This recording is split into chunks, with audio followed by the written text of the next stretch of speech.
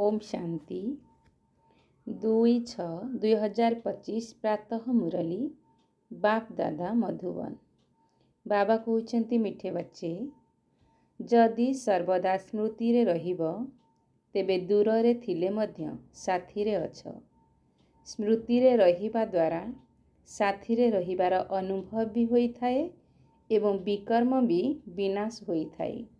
बाबा कहते जदि सर्वदा स्मृति रे रहिब तेबे दूर रे थिले मध्य साथी रे अछ। स्मृति रे रहिबा द्वारा साथी रे रहिबार अनुभव भी होई थाए एवं विकर्म भी विनाश होई थाए। बाबांकर प्रश्न, दूरदेशी बाबा निजर संतान मानकु दूरदर्शी कराइबा पाई केउ ज्ञान देउछंती? दूरदेशी बाबा निजर संतान मानकु दूरदर्शी करिबा पाई केउ ज्ञान देउछंती? उत्तर बाबा कहिले, मनुष्य आत्मा किपरि सृष्टि चक्र रे भिन्न भिन्न वर्ण रे आसुछि एहार ज्ञान दूरदर्शी बाबा ही देउछंती। तुमे माने जानुछ एबे आमे ब्राह्मण वर्ण रे अछु। एहा पूर्वरु जेतेबेले ज्ञान नथिला सेतेबेले शूद्र वर्ण रे थिलु, ता पूर्वरु वैश्य वर्ण रे थिलु। दूर देश रे रहुथिबा बाबा आसी एही दूरदर्शी हेबार सारा ज्ञान पिलामानकु देउछंती। गीत अछि जो पिया के साथ ही। ओम शांति। जेउ माने ज्ञान सागरंक साथी रे अछंती तांक निमते ज्ञानर वृष्टि हेउछि। तुमे माने बाबांक सहित अछ ना? जदिओ विदेश रे अथवा जेउठी भी थाओ बुद्धि द्वारा साथी रे अछ ना? बाबांकु तो मने पकाउछ ना? जेउ पिला माने भी याद रे रहुछंती से माने सर्वदा बाबांक साथी रे अछंती। स्मृति रे रहिबा द्वारा बाबांक साथी रे रहुछंती एवं विकर्म मध्य विनाश हेउछि। एहा परे पुणी आरंभ होई थाए विकर्माजित संबत। पुणी जेबे रावण राज्य आरंभ होई थाए सेतेबेले राजा विक्रमंकर संबत बोली कहा जाए। ताहा विकर्माजित ताहा विकर्मी। एबे तुमे माने विकर्माजित हेउछ, पुणी तुमे माने विकर्मी होई जीव। वर्तमान समस्ते अति विकर्मी अटंती। काहाकु हेले भी निज धर्म विषय रे जणा नाही। आजी बाबा गोटिए छोट प्रश्न पचारुछंती। सत्य जुगरे देवता मानकर एकथा स्मृति रुहे कि आमे आदि सनातन देवी देवता धर्मर अटु? जेपरि तुमे माने भाबुछ आमे हिंदू धर्मर अटु, केही केही कहउछंती आमे हेउछु ख्रिस्टियान धर्मर। सेहीपरि सेठारे देवता माने निजकु देवी देवता धर्मर भाबंती कि? ए सब विचार करिवार कथा अटे ना? सेठारे अन्य कौनसी धर्म तो न थाए जहा द्वारा भाबिबे आमे अमुक धर्मर अटु। एठारे बहुत धर्म रहिछि, तेणु चिन्हिबा पाई अलगा अलगा नाम रखि देइचंती। सेठारे तो केवल गोटिए धर्म ही हेब। सेथिपाई कहिबार आवश्यकता नाही जे आमे अमुक धर्मर अटु। सेमानंकु जणा मध्य न थाए जे कौनसी धर्म थाए बोली। केवल सेही मानकर ही राजत्व थाए। एबे तुमे जानुछ आमे हेउछु आदि सनातन देवी देवता धर्मर। आउ काहाकु देवी देवता कुहा जाई पारिब नाही। पतित हेबा कारणरु निजकु देवता कहि पारिबे नाही। पवित्र को ही देवता कुहा जाए। सेठारे एपरि कौनसी कथा न थाए। काहा सहित तुलना करा जाई पारिब नाही। एबे तुमे माने संगम जुगरे अछ। जानिछ आदि सनातन देवी देवता धर्मर पुणी थरे स्थापना हेउछि। सेठारे तो धर्मर कौनसी कथा ही न थाए। एक धर्म ही रहिब। एकथा मध्य पिलामानकु बुझा जाइछि जे जेउ माने कहउछंती महाप्रलय हेउछि अर्थात किछि हेले रहिब नाही, एहा मध्य भूल कथा होई जाउछि। बाबा बसी बुझाउछंती ठीक कौन। शास्त्र रे तो सबु जलमय हेबार देखाइछंती। ବାବା ବୁଝାଉଛନ୍ତି ଭାରତ ବ୍ୟତୀତ ଅନ୍ୟ ସବୁ ଜଳମୟ ହୋଇଯିବ। ଏତେ ବଡ଼ ସୃଷ୍ଟିର କ'ଣ ଦରକାର? କେବଳ ଏକା ଭାରତରେ ହିଁ ଦେଖ କେତେ ଗାଁ ରହିଛି। ପ୍ରଥମେ ଜଙ୍ଗଲ ଥିଲା, ପୁଣି ସେଥିରୁ ବୃଦ୍ଧି ହୋଇ ଚାଲିଛି। ସେଠାରେ ତ କେବଳ ତୁମେମାନେ ଆଦି ସନାତନ ଦେବୀ ଦେବତା ଧର୍ମ ହିଁ ରହିବ। ଏହା ତୁମ ବ୍ରାହ୍ମଣମାନଙ୍କର ବୁଦ୍ଧିରେ ବାବା ଧାରଣା କରାଉଛନ୍ତି। ଏବେ ତୁମେମାନେ ଜାଣୁଛ ସର୍ବୋଚ୍ଚ ଶିବ ବାବା କିଏ, ତାଙ୍କର ପୂଜା କାହିଁକି କରାଯାଉଛି, ଅରଖ ଆଦି ଫୁଲ କାହିଁକି ଚଢ଼ାଉଛନ୍ତି। ସେ ତ ନିରାକାର ଅଟନ୍ତି ନା। କହୁଛନ୍ତି ନାମ ରୂପରୁ ଅଲଗା, କିନ୍ତୁ ନାମ ରୂପରୁ ଅଲଗା କୌଣସି ଜିନିଷ ହିଁ ନଥାଏ। ତେବେ ସେ କିଏ ଯାହାଙ୍କୁ ଫୁଲ ଆଦି ଚଢ଼ାଉଛନ୍ତି? ପ୍ରଥମେ ପ୍ରଥମେ ତାଙ୍କର ପୂଜା ହେଉଛି, ମନ୍ଦିର ମଧ୍ୟ ତାଙ୍କର ତିଆରି ହେଉଛି। କାହିଁକି ନା ସେ ହିଁ ଭାରତ ଏବଂ ସାରା ଦୁନିଆର ସନ୍ତାନମାନଙ୍କର ସେବା କରୁଛନ୍ତି। ମନୁଷ୍ୟମାନଙ୍କର ହିଁ ସେବା କରାଯାଉଛି ନା। ବର୍ତ୍ତମାନ ତୁମେ ନିଜକୁ ଦେବୀ ଦେବତା ଧର୍ମର ବୋଲି କହିପାରିବ ନାହିଁ। ତୁମମାନଙ୍କୁ ମଧ୍ୟ ଜଣା ନଥିଲା କି ଆମେମାନେ ଦେବୀ ଦେବତା ଥିଲୁ, ପୁଣି ଏବେ ହେବାକୁ ଯାଉଛୁ। ଏବେ ବାବା ବୁଝାଉଛନ୍ତି, ତେଣୁ ବୁଝିବା ଦରକାର। ଏହି ଜ୍ଞାନ ବାବାଙ୍କ ବ୍ୟତୀତ ଆଉ କେହି କହିପାରିବେ ନାହିଁ। ତାଙ୍କୁ ହିଁ କୁହାଯାଉଛି ଜ୍ଞାନର ସାଗର, ଜ୍ଞାନର ଭଣ୍ଡାର। ଗାୟନ ରହିଛି ରଚୟିତା ଏବଂ ରଚନାଙ୍କୁ ଋଷି ମୁନି ଇତ୍ୟାଦି କେହି ମଧ୍ୟ ଜାଣି ନାହାନ୍ତି। ନେତି ନେତି ଅର୍ଥାତ୍ ଅନ୍ତ ନାହିଁ କହି ଯାଇଛନ୍ତି। ଯେପରି ଛୋଟ ଛୋଟ ପିଲାମାନଙ୍କୁ ଜ୍ଞାନ ଜଣା ନଥାଏ, ଯେତେ ଯେତେ ବଡ଼ ହେଉଥିବେ ସେହିପରି ବୁଦ୍ଧିମାନ ହେଉଥିବେ। ବୁଦ୍ଧିରେ ଜାଣିପାରନ୍ତି ଯେ ବିଲାତ କେଉଁଠି, ଅମୁକ ସ୍ଥାନ କେଉଁଠି। ତୁମେ ପିଲାମାନେ ମଧ୍ୟ ପୂର୍ବରୁ ଏହି ବେହଦର ଜ୍ଞାନକୁ କିଛି ବି ଜାଣିନଥିଲ। ଇଏ ବ୍ରହ୍ମା ମଧ୍ୟ କହୁଛନ୍ତି, ଯଦିଓ ମୁଁ ଶାସ୍ତ୍ର ଆଦି ପଢ଼ୁଥିଲି, କିନ୍ତୁ କିଛି ବି ବୁଝିନଥିଲି। ମନୁଷ୍ୟ ହିଁ ଏହି ଡ୍ରାମାରେ ଅଭିନେତା ଅଟେ ନା। ସମ୍ପୂର୍ଣ୍ଣ ଖେଳ ତ ଦୁଇଟି କଥା ଉପରେ ପ୍ରସ୍ତୁତ ହୋଇଛି, ଭାରତର ପରାଜୟ ଏବଂ ଭାରତର ବିଜୟ। ଭାରତରେ ସତ୍ୟ ଯୁଗ ଆରମ୍ଭରେ ପବିତ୍ର ଧର୍ମ ଥିଲା, ବର୍ତ୍ତମାନ ଅପବିତ୍ର ଧର୍ମ ରହିଛି। ଅପବିତ୍ରତା କାରଣରୁ ନିଜକୁ ଦେବତା ବୋଲି କହିପାରୁନାହାନ୍ତି। ତଥାପି ମଧ୍ୟ ନିଜ ନାମରେ ଶ୍ରୀ ଶ୍ରୀର ଉପାଧି ଲଗାଇ ଦେଉଛନ୍ତି। କିନ୍ତୁ ଶ୍ରୀର ଅର୍ଥ ଶ୍ରେଷ୍ଠ। ପବିତ୍ର ଦେବତାମାନଙ୍କୁ ହିଁ ଶ୍ରେଷ୍ଠ କୁହାଯାଇଥାଏ। ଶ୍ରୀମତ୍ ଭଗବାନ ଉବାଚ କୁହାଯାଏ ନା। ତେବେ ଶ୍ରୀ ଅର୍ଥାତ୍ ଶ୍ରେଷ୍ଠ କାହାକୁ କହିବା? ଯେଉଁମାନେ ବାବାଙ୍କ ମୁଖରୁ ଜ୍ଞାନ ଶୁଣି ଶ୍ରେଷ୍ଠ ହେଉଛନ୍ତି ନା, ଯେଉଁମାନେ ନିଜକୁ ନିଜେ ଶ୍ରୀ ଶ୍ରୀ କୁହାଉଛନ୍ତି। ବାବାଙ୍କର କର୍ତ୍ତବ୍ୟ ଅନୁସାରେ ଯେଉଁ ନାମ ଦିଆଯାଇଛି ତାହା ମଧ୍ୟ ସେମାନେ ନିଜ ଉପରେ ରଖିଦେଇଛନ୍ତି। ଏସବୁ ହେଲା ବିସ୍ତାରର କଥା। ତଥାପି ମଧ୍ୟ ବାବା କହୁଛନ୍ତି, ପିଲାମାନେ ଏକମାତ୍ର ବାବାଙ୍କୁ ହିଁ ମନେ ପକାଉଥାଅ। ଏହା ହିଁ ହେଉଛି ବଶୀକରଣ ମନ୍ତ୍ର। ତୁମେ ରାବଣ ଉପରେ ବିଜୟ ପ୍ରାପ୍ତ କରି ଜଗତଜିତ୍ ହେଉଛ। ବାରମ୍ବାର ନିଜକୁ ଆତ୍ମା ମନେକର। ଏଠାରେ ଏହି ଶରୀର ତ ପାଞ୍ଚ ତତ୍ତ୍ୱରେ ତିଆରି ହୋଇଛି। ତିଆରି ହେଉଛି, ନଷ୍ଟ ହେଉଛି, ପୁଣି ତିଆରି ହେଉଛି। ତେବେ ଆତ୍ମା ତ ଅବିନାଶୀ ଅଟେ। ଅବିନାଶୀ ଆତ୍ମାମାନଙ୍କୁ ଏବେ ସଙ୍ଗମ ଯୁଗରେ ଅବିନାଶୀ ବାବା ପାଠ ପଢ଼ାଉଛନ୍ତି। ଭଲେ ଯେତେ ବିଘ୍ନ ଆଦି ପଡ଼ିଲେ ମଧ୍ୟ, ମାୟାର ତୋଫାନ ଆସିଲେ ମଧ୍ୟ ତୁମେ ବାବାଙ୍କ ୟାଦରେ ରୁହ। ତୁମେ ଜାଣିଛ ଆମେ ହିଁ ସତ୍ତ୍ୱ ପ୍ରଧାନ ଥିଲୁ, ପୁଣି ତମୋ ପ୍ରଧାନ ହୋଇଛୁ। ତୁମମାନଙ୍କ ଭିତରେ ମଧ୍ୟ କ୍ରମ ଅନୁସାରେ ଏକଥା ଜାଣିଛନ୍ତି।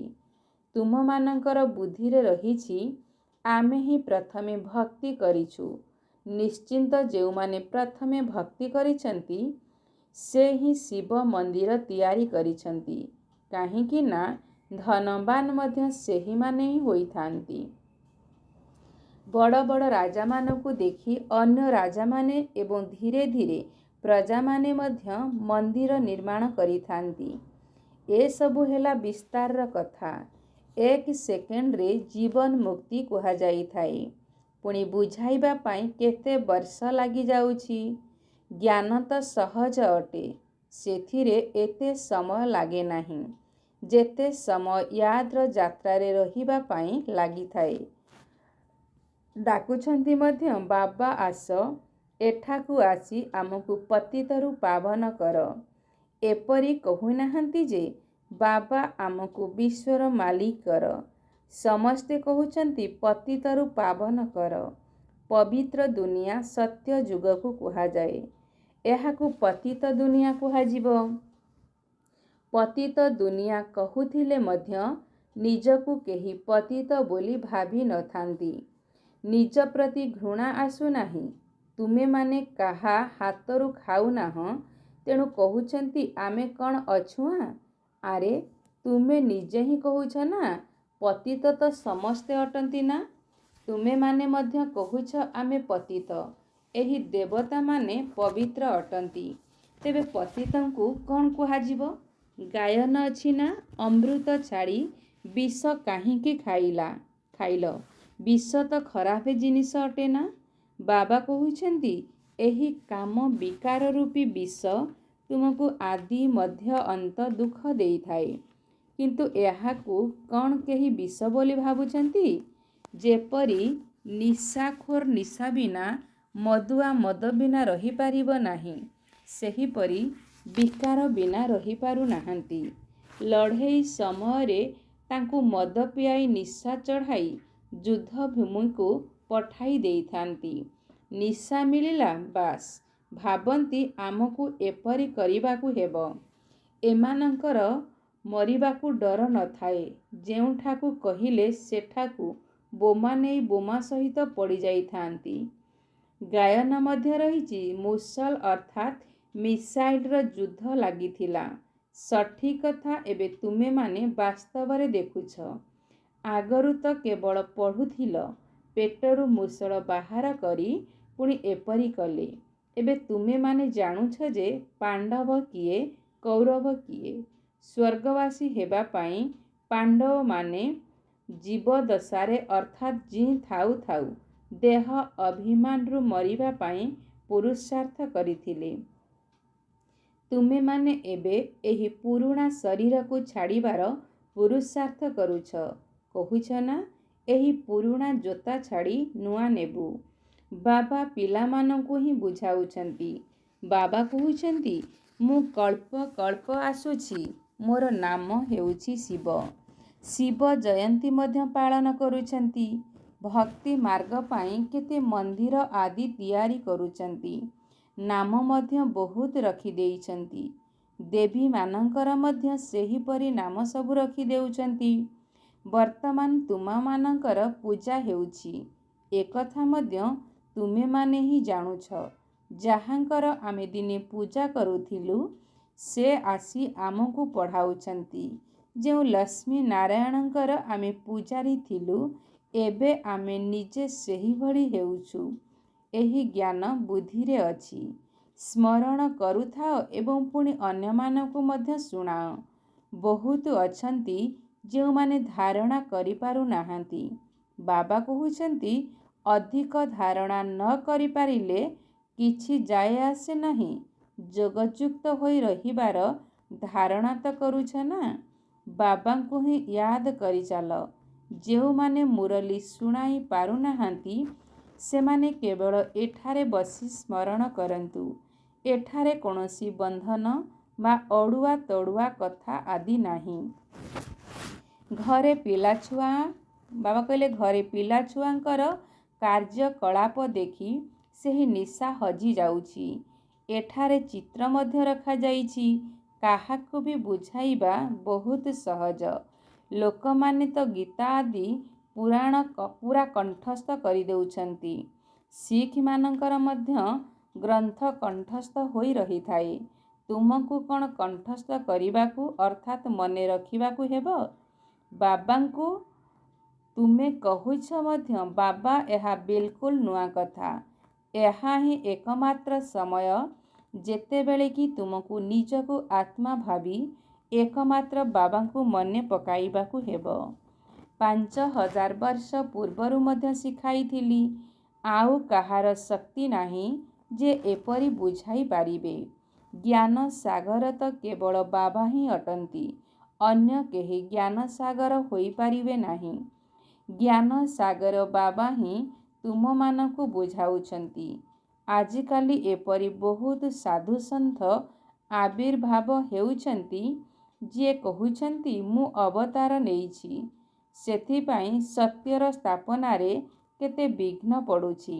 କିନ୍ତୁ ଗାୟନ ରହିଛି, ସତ୍ୟର ନାଁ ହଲିବ ଦୋହଲିବ କିନ୍ତୁ ବୁଡ଼ିବ ନାହିଁ। ଏବେ ତୁମେମାନେ ବାବାଙ୍କ ପାଖକୁ ଆସୁଛ, ତେଣୁ ତୁମ ମନରେ କେତେ ଖୁସି ରହିବା ଉଚିତ। ଆଗରୁ ତୀର୍ଥଯାତ୍ରା ଆଦିକୁ ଯାଉଥିଲ, ସେ ସମୟରେ ତୁମମାନଙ୍କ ମନରେ କ'ଣ ସଂକଳ୍ପ ଆସୁଥିଲା? ଏବେ ଘରଦ୍ୱାର ଛାଡ଼ି ଏଠାକୁ ଆସୁଛ, ତେବେ କ'ଣ ଖିଆଲ ଆସୁଛି? ଆମେ ବାପ ଦାଦାଙ୍କ ପାଖକୁ ଯାଉଛୁ। ବାବା ଏକଥା ମଧ୍ୟ ବୁଝାଇଛନ୍ତି ଯେ ମୋତେ ହିଁ ଶିବବାବା କୁହାଯାଉଛି। ସମସ୍ତଙ୍କ ମଧ୍ୟରେ ପ୍ରବେଶ କରୁଛି ସେ ହେଉଛନ୍ତି ବ୍ରହ୍ମା। ଯାହାଙ୍କ ମଧ୍ୟରେ ପ୍ରବେଶ କରୁଛି ସେ ହେଉଛନ୍ତି ବ୍ରହ୍ମା। କୁଟୁମ୍ବ ରହିଥାଏ ନା, ପ୍ରଥମ ବଂଶ ହେଉଛି ବ୍ରାହ୍ମଣମାନଙ୍କର, ପୁଣି ଦେବତାମାନଙ୍କର କୁଟୁମ୍ବ ହୋଇଥାଏ। ଏବେ ଦୂରଦର୍ଶୀ ବାବା ସନ୍ତାନମାନଙ୍କୁ ଦୂରଦର୍ଶୀ କରାଉଛନ୍ତି। ତୁମେମାନେ ଜାଣୁଛ ଆମେ କିପରି ସାରା ଚକ୍ରରେ ଭିନ୍ନ ଭିନ୍ନ ବର୍ଣ୍ଣରେ ଆସିଛି। ଏହାର ଜ୍ଞାନ ଦୂରଦର୍ଶୀ ବାବା ହିଁ ଦେଉଛନ୍ତି।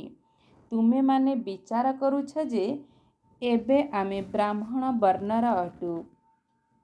ଏହା ପୂର୍ବରୁ ଯେବେ ଜ୍ଞାନ ମିଳିନଥିଲା ସେତେବେଳେ ଶୂଦ୍ର ବର୍ଣ୍ଣର ଥିଲୁ। ଆମର ହେଉଛି ଗ୍ରେଟ୍ ଗ୍ରେଟ୍ ଗ୍ରାଣ୍ଡ ଫାଦର ଆଦି ପିତା ବ୍ରହ୍ମା, ଗ୍ରେଟ୍ ଶୂଦ୍ର, ଗ୍ରେଟ୍ ବୈଶ୍ୟ, ଗ୍ରେଟ୍ କ୍ଷତ୍ରିୟ। ତାଙ୍କ ପୂର୍ବରୁ ଗ୍ରେଟ୍ ବ୍ରାହ୍ମଣମାନେ ଥିଲେ। ଏହି କଥା ସବୁ ବାବାଙ୍କ ବ୍ୟତୀତ ଅନ୍ୟ କେହି ବୁଝାଇ ପାରିବେ ନାହିଁ। ଏହାକୁ ଦୂରଦର୍ଶୀ ଜ୍ଞାନ କୁହାଯାଉଛି। ଦୂର ଦେଶର ବାସିନ୍ଦା ବାବା ଆସି ଦୂର ଦେଶର ସମସ୍ତ ଜ୍ଞାନ ସନ୍ତାନମାନଙ୍କୁ ଦେଉଛନ୍ତି। ତୁମେମାନେ ଜାଣିଛ ଆମର ବାବା ଦୂର ଦେଶରୁ ବ୍ରହ୍ମା ବାବାଙ୍କ ଶରୀରକୁ ଆସିଥାନ୍ତି। ଏହା ପରଦେଶ, ପର ରାଜ୍ୟ ଅଟେ। ଶିବବାବାଙ୍କର ନିଜର ଶରୀର ନାହିଁ ଏବଂ ସେ ହେଉଛନ୍ତି ଜ୍ଞାନର ସାଗର। ସ୍ୱର୍ଗର ରାଜ୍ୟ ମଧ୍ୟ ତାଙ୍କୁ ଦେବାକୁ ହେବ। ଶ୍ରୀକୃଷ୍ଣ ତ ଦେଇପାରିବେ ନାହିଁ ନା, ଶିବବାବା ହିଁ ଦେବେ। ଶ୍ରୀକୃଷ୍ଣଙ୍କୁ ବାବା କୁହାଯିବ ନାହିଁ। ବାବା ରାଜ୍ୟ ଦେଉଛନ୍ତି, ବାବାଙ୍କ ଠାରୁ ହିଁ ସମ୍ପତ୍ତି ମିଳୁଛି। ଏବେ ହଦ୍ର ସମ୍ପତ୍ତି ନେବା ଶେଷ ହେଉଛି। ସତ୍ୟ ଯୁଗରେ ତୁମମାନଙ୍କର ଏହି କଥା ମନେ ରହିବ ନାହିଁ ଯେ ଆମେ ଏହି ସଙ୍ଗମରେ 21 ଜନ୍ମର ସମ୍ପତ୍ତି ନେଇଥିଲୁ। ଏକଥା ବର୍ତ୍ତମାନ ଜାଣୁଛୁ ଯେ ଆମେ 21 ଜନ୍ମର ସମ୍ପତ୍ତି ଅଧା କଳ୍ପ ପାଇଁ ନେଉଛୁ। 21 ପିଢ଼ି ଅର୍ଥାତ୍ ପୂରା ଆୟୁ।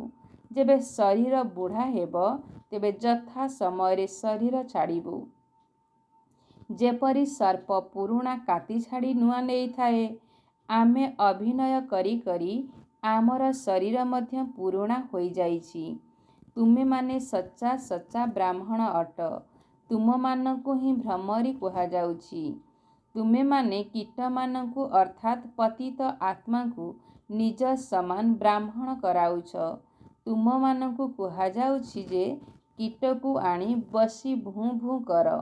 ଭ୍ରମରୀ ଅଟ ବା କହିଲେ ଭ୍ରମରୀ ମଧ୍ୟ ଭୁଁ ଭୁଁ କରିଥାଏ। ପୁଣି କେଉଁ କୀଟର ତ ଡେଣା ଆସିଯାଏ, କେହି ବି ମରିଯାଇଥାନ୍ତି। ଏସବୁ ବର୍ତ୍ତମାନର ଉଦାହରଣ ଅଟେ। ତୁମେମାନେ ଅଲିଅଳ ସନ୍ତାନ ଅଟ। ପିଲାମାନଙ୍କୁ ନୂରେ ରତ୍ନ କୁହାଯାଏ। ବାବା କହୁଛନ୍ତି ନୂରେ ରତ୍ନ, ମୁଁ ତୁମମାନଙ୍କୁ ନିଜର କରୁଥିବାରୁ ତୁମେମାନେ ମଧ୍ୟ ମୋର ହୋଇଗଲ ନା। ଏପରି ବାବାଙ୍କୁ ଯେତେ ୟାଦ କରିବ ସେତେ ପାପ ନାଶ ହେବ। ଆଉ କାହାକୁ ବି ୟାଦ କରିବା ଦ୍ୱାରା ପାପ ନାଶ ହେବ ନାହିଁ। ଆଚ୍ଛା, ମିଠା ମିଠେ ଶିଖିଲେ ଅଧେ ସନ୍ତାନମାନଙ୍କ ପ୍ରତି माता पिता बाप दादाଙ୍କର याद प्यार और गुड मॉर्निंग। रूहानी बाप की रूहानी बच्चों को नमस्ते। हम रूहानी बच्चों की रूहानी बाप दादा को याद प्यार और गुड मॉर्निंग। नमस्ते नमस्ते नमस्ते। धारणा पाई मुख्य सारांश नंबर 1 जीवन रे थाई देह अभिमान रो मरिबार पुरुषार्थ करिबाकू हेबो। एही देह रूपी पुराणा जोता प्रति टिकिए भी ममत्व रहिबा उचित नुहे। नंबर 2 सच्चा ब्राह्मण होई पतित मनुष्य रूपी कीटमानंकु ज्ञानर भू भू करी निज समान ब्राह्मण करिबाकू हेबो। बाबांकर वरदान अमृत बेलार महत्व को जानी खोला भंडाररू निजर झोलामुणी को भरपूर करुथिबा भाग्यवान आत्मा हुआ। अमृत बेलार महत्व को जानी खोला भंडाररू निजर झोलामुणी को भरपूर करुथिबा भाग्यवान आत्मा हुआ। अमृत बेला समय रे बरदाता भाग्य विधातांक द्वारा जेते बड़ भाग्यर रेखा टाणिबा पाई चाहुंच टाणी नियो। काहेकि ना सेही समय शिवा बा भोला भगवान रूपरे स्नेहपूर्ण स्थिति रे थांती। तेणु मालिक हुआ एवं अधिकार नियो। काहेकि ना सेतेबेले संपत्ति उपरे कौनसी ताला चाबी न थाए। तेणु सेही समय रे केवल मायार बाहाना बाजी को छाड़ी गोटिए संकल्प कर जे मु जिए भी अटे जेपरी भी अटे बाबा आपणकर ही अटे। मन बुद्धि को बाबा को अर्पण करी तांकर हृदय सिंहासनर अधिकारी होई जाओ। ताहा हेले बाबांकर सर्व संपत्ति निजर संपत्ति भली अनुभव हेबो। स्लोगान सेबारे जदि स्वार्थ मिसी रहिथिबो तेबे सफलता मध्य मिशामिशी मिलिबो। तेणु निस्वार्थ सेवाधारी हुओ। सेबारे जदि स्वार्थ मिसी रहिथिबो तेबे सफलता मध्य मिशामिशी मिलिबो। तेणु निस्वार्थ सेवाधारी हुओ। अव्यक्त इशारा आत्मिक स्थिति रे रहिबार अभ्यास कर एवं अंतर्मुखी हुओ। एभली केही भी ब्राह्मण न थिबे जे कि आत्म अभिमानी हेबार पुरुषार्थ करू नथिबे किंतु निरंतर आत्म अभिमानी स्थिति रे रहिबा जहा द्वारा कर्म इंद्रिय मानक उपरे संपूर्ण विजयी हेउथिबा। प्रत्येक कर्म इंद्रिय सत्व प्रधान स्वच्छ हेउथिबो। देहर पुराणा संस्कार एवं संबंध ठारू संपूर्ण मर्जिबा होइजिबो। एथिपाई अंतर्मुखी हुआ। एही पुरुषार्थ आधार रे ही आग नंबर रे बा पछ नंबर रे आसीबो। अच्छा ओम शांति।